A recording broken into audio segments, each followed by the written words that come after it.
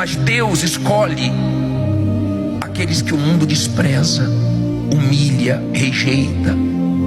Você vê pessoas dando testemunho dizendo: meu pai dizia que eu não ia chegar a lugar nenhum, ninguém acreditava em mim, ninguém levava fé em mim, mas Deus escolheu.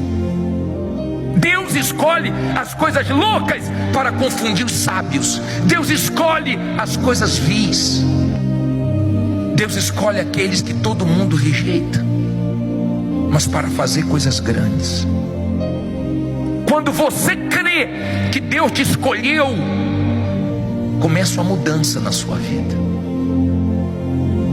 Porque Ele não escolhe capacitado, Ele capacita quem Ele escolhe.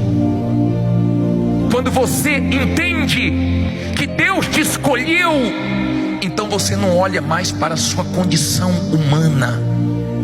Não importa se você não tem ninguém para te dar uma forcinha,